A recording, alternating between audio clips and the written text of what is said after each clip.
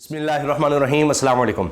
बिल्ली थैले से बाहर आ गई है और इसमें से निकले हैं बिलावल भुट्टो जरदारी साहब। जी हाँ जनाब, अब तो बाकायदा सिंध असम्बली में खड़े होकर खुद वज़ीर आला सिंध मुराद अली शाह साहब ने बता दिया है कि बिलावल भुट्टो वज़ीर आज़म होंगे। अब ये बहुत ही दिलचस्प बात है कि अभी तक तो शहबाज शरीफ साहब वज़ीर आज़म हैं, लेकिन ये क्या हुआ कि मुज़ाकरात की नाकामी के साथ ही ये ऐलान सामने आ जाता है कि जी अब बारी बिलावल भुट्टो जरदारी की है। ये गेम क्या है? हम कुछ वीडियोस में इस बारे में बात कर चुके हैं। जरदारी साहब का प्लान क्या है, वो बारहा कह चुके हैं कि पाकिस्तान पीपल्स पार्टी अपना वजूद बरकरार रखेगी। आजकल वो जनूबी पंजाब में बहुत ज़्यादा मसरूफ़ हैं। आए दिन आप सुनते हैं खबरें कि जनाब फलां बंदा नून लीग का पीपल्स पार्टी में शामिल हो गया। अच्छा जी, यहाँ पर कन्वेंशन हो रहा है। अब जनाब ये लाहौर जो है, जो नून लीग का गढ़ कहा जाता था, अब ये पाकिस्तान पीपल्स पार्टी का हम गढ़ बनाएंगे। ये सब क्या है? ये चक्कर क्या है? पहले हम मुज़ाकरात की बात कर लेते हैं और उसके बाद इस ऐलान पर आते हैं और उन्होंने साथ क्या कुछ कहा है मुराद अली शाह साहब ने, वज़ीर आला सिंध ने, कि जी बिलावल भुट्टो इसी साल वज़ीर आज़म बनने वाले हैं। तो ये कहां से डील हुई है?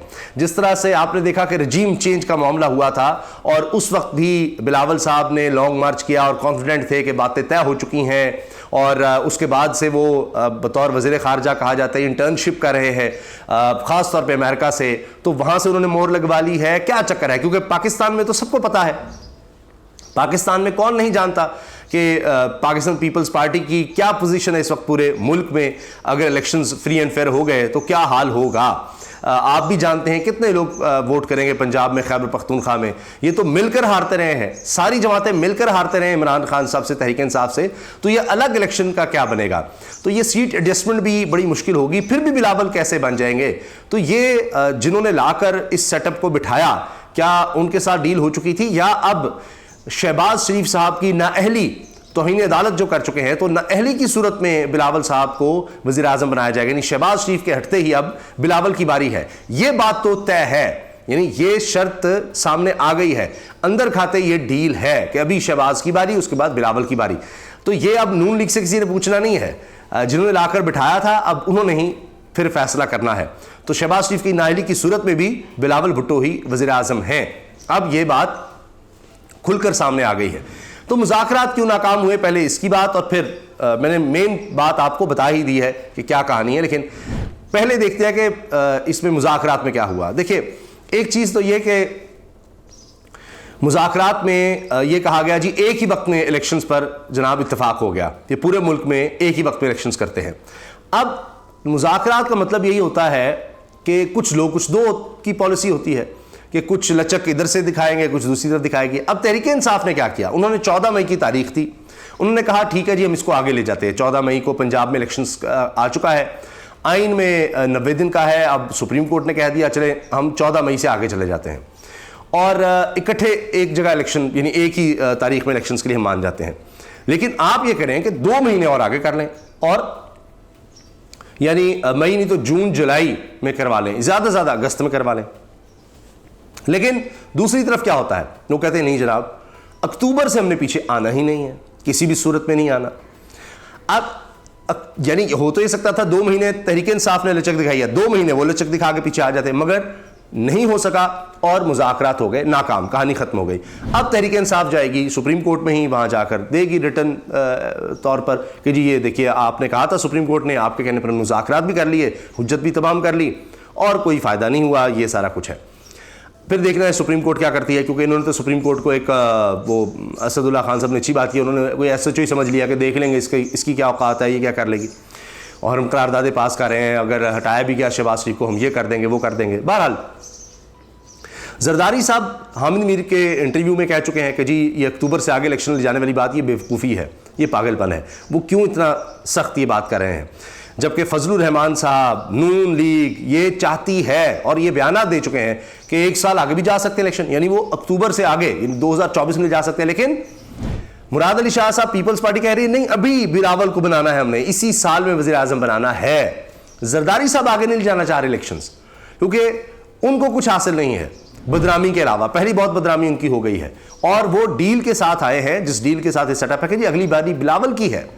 और अगर अभी नहीं भी होता, ये तो उन्होंने कहा है ना कि यानी अब ये जो PDM का सेटअप है इसमें तो बिलावल की बारी है और कोशिश यही होगी, वो तो इमरान खान साहब ओवरवेलमिंग मेजॉरिटी से वोट ले जाएं, वो इतना रिगिंग और करके भी ना कोई बात बन सके, अलग बात है, वरना फिर अगली 2028 से तो आगे जाने ही नहीं देना ना जरदारी साहब। जरदारी साहब ने भी बात की कि जी मैं अपनी ज़िंदगी में बिलावल को वज़ीर आज़म देखना चाहता हूँ, तो उसके लिए कोशिशें हो रही हैं। तो मुज़ाकरात की नाकामी इस वजह से हुई कि हुकूमत पीछे नहीं आना चाह रही थी, और हुकूमत कहती है जी बजट हम हर सूरत देंगे, और बजट देना है, इन्होंने कहा जी 9 जून को, 9 जून से मेरा ख्याल है 15 जून के दरमियान इन्होंने कहा है जी हम बजट देंगे। अब इसकी वजह क्या है?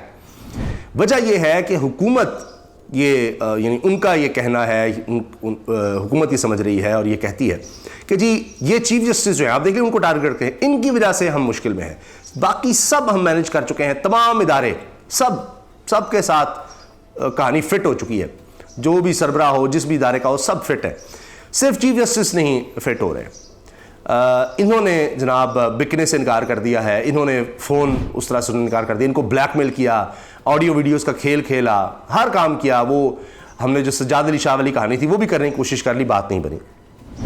अब इनके रिटायरमेंट का इंतजार है सितंबर में, और उसके बाद काजी फाइज से सब आ जाएंगे, तो हुकूमत ये समझती है कि फिर चीज़ें बिल्कुल मैनेज हो जाएंगी, फिर हम इलेक्शंस भी आगे ले जाएंगे, इमरान खान को नाहल भी करवा देंगे, सब कुछ हो जाएगा। इसलिए वो किसी भी सूरत अक्टूबर से पहले इलेक्शंस करवाने को तैयार नहीं है, क्योंकि उनको लगता है इलेक्शंस वो हार जाएंगे रिगिंग के बावजूद। तो सिर्फ और सिर्फ उनको ये लगता है, हुकूमत को लगता है काजी फाइज ईसा साहब उन्हें पूरी तरह से बचाएंगे, और जो हुकूमत चाहेगी वो सब कुछ होगा। फिर ऐसी चीज़ें सामने आएंगी कि जी इलेक्शन इस वजह से नहीं हो सकते, इस वजह से नहीं हो सकते, और जितना हम टाइम चाहेंगे उतना हम लेंगे। ये उनकी पॉलिसी है। तो बहरहाल अगर नाहल होते हैं शहबाज शरीफ तब भी बिलावल, और इलेक्शंस होते हैं तो अब डील ये है कि सब मिलकर जो भी होगा, क्योंकि अब अकेले तो इनके लिए मुश्किल होगा। इलेक्शन अगर अलग लड़ते हैं, सीट डिस्ट्रीब्यूशन हो ना हो, और उसके बाद भी इमरान खान साहब के मुकाबले पर इन्होंने बिलावल को ही उतारना है, तो जब वो वज़ीर आज़म के लिए वोटिंग होती है तो ये तो फैसला हो गया बिलावल को रहना है, और फिर उस वक्त पूरा जोर लगाना है। वज़ीर आला सिंध मुराद अली शाह ने, ये अब जो खबर मैं पढ़ रहा हूँ ये हर तरफ छपी है, हर तरफ इसको हाईलाइट किया गया है। वज़ीर आला सिंध मुराद अली शाह ने रवां साल वज़ीर ख़ारजा और चेयरमैन पाकिस्तान पीपल्स पार्टी बिलावल भुट्टो जरदारी के वज़ीर आज़म बनने की पेशगोई कर दी। सिंध असम्बली में जारी इजलास में अपोजिशन को मुखातिब करते हुए वज़ीर आला मुराद अली शाह ने कहा कि तुम भी इधर हो और हम भी इधर हैं। अपोजिशन को यानी तहरीक इंसाफ को कहा तुम भी इधर हो और हम भी इधर हैं, बिलावल भुट्टो जरदारी 2023 में वज़ीर आज़म बनेंगे, इसी साल वज़ीर आज़म बनेंगे। ये तंजिया हंसते रहेंगे और पूरा मुल्क बिलावल को वोट देगा। देखिए कैसी पक्की डील है, कैसी पक्की डील है। तो वो ये समझते हैं कि जिस तरह ये वोट ऑफ नो कॉन्फिडेंस करवाया गया, जिस तरह रजीम चेंज करवाया गया, बिल्कुल उस तरह से जब वो हो सकता है तो ये क्यों नहीं हो सकता, तो इतने पक्के हों। अच्छा, पिछले महीने साबिक सदर आसिफ अली जरदारी ने नवाब शाह में जरदारी कबीले के अफराद और मुंतखब बल्दियाती नुमाइंदों से खिताब करते हुए अपनी ख्वाहिश का इजहार किया था कि अपनी ज़िंदगी में बिलावल को वज़ीर आज़म देखना चाहता हूँ, और कहा था कि जब हमारी हुकूमत आई, अच्छा वो कहते हैं हुकूमत हमारी नहीं है। देखिए ना आप ज़रा कैसी गेम है कि शहबाज शरीफ हमारा वज़ीर आज़म अब नहीं रहा, पहले कहते थे हमारा वज़ीर आज़म है, हमारा वज़ीर दाखिला जो है वो राना सनाउल्लाह है सारा, अब कहते हैं जब हमारी हुकूमत आई, यानी हुकूमत हमारी नहीं है, जब हमारी हुकूमत आएगी तो लोगों को माजी की तरह रोज़गार फराहम करेंगे, अभी नहीं। अभी ना आप सोचें, ये ना हुकूमत हमारी है, ना यहाँ पर मईशत, ये तबाह और बेरोज़गारी, इसका हमसे ना पूछें क्योंकि हमारी हुकूमत ही हमारी नहीं है। हमने सिर्फ मज़े लेने हैं, हमने सिर्फ इंटर्नशिप करनी है, बिलावल ने घूमना फिरना है और करोड़ों अरबों रुपए के टूर्स लगाने हैं, सिर्फ हमारा काम यह है। कहा जी मैंने अब जरदारी साहब का मैंने आप लोगों के लिए बहुत कुछ किया। ओहो, जरदारी साहब कह रहे हैं मैंने आप लोगों के लिए बहुत कुछ किया है। जरदारी कबीले से उन्होंने बात किया, हो सकता है कुछ किया भी होगा। मैंने आप लोगों के लिए बहुत कुछ किया, आप मेरे वालिद के बाद मेरे साथ रहे, अब आप बिलावल और आसफा का भी साथ देना। वैसे जरदारी साहब ने बहुत कुछ किया है लोगों के लिए, अब सिंध के लोगों के लिए, अवाम के लिए कितना कुछ किया है, कराची के अवाम के लिए कितना कुछ किया है, पाकिस्तान के अवाम के लिए कितना कुछ किया है, ये आप कमेंट सेक्शन में बता दीजिएगा, क्योंकि नज़र कुछ नहीं आया। तो जनाब अब इसके साथ साथ सिंध असम्बली में भी बैक वक्त पूरे मुल्क में इंतखाबात एक वक्त कराने की करारदाद मंजूर हुई। तो ये एक वक्त में करवाना चाहते हैं क्योंकि इनको ये लगता है कि उसका फ़ायदा होगा कि इमरान खान साहब जो ज़ाहिर है अब दोबारा उनको तकलीफ़ हो गई है, उनके लिए मुश्किल होगा पूरे मुल्क में उस तरह से कैंपेन करना। अगर सिर्फ पंजाब और खैबर पख्तूनख्वा में हो जाते हैं, अभी तो लग रहा है कि पंजाब में पहले फिर खैबर पख्तूनख्वा में, तो इमरान खान एक एक जगह फोकस करके फिर सिंध की जब बारी आएगी तो और ज़्यादा फोकस कर सकेंगे। तो इस पर तो तहरीक इंसाफ के अपने लोग ये कह चुके हैं। अली जैदी साहब हमारे प्रोग्राम बल्कि बोल पर बात करते हुए, मैं एक प्रोग्राम उनके साथ था, बोल न्यूज़ पर, गालिबन डॉक्टर फिज़ा साहिबा का प्रोग्राम था वो, तो उसमें वो कह रहे थे कि हमारे लिए ज़्यादा फ़ायदा है कि अगर एक एक करके इलेक्शन इलेक्शंस हो जाते हैं और फिर हम सिंध पे भी तवज्जो दे सकेंगे, इमरान खान साहब खुद बड़े तरीन कंपेन कर सकेंगे। लेकिन हम कहते हैं कि अच्छा चलें ठीक है, गिव एंड टेक करना है तो पूरे मुल्क में इकट्ठे इलेक्शंस करवा लें, हमें इस पर भी एतराज़ नहीं है।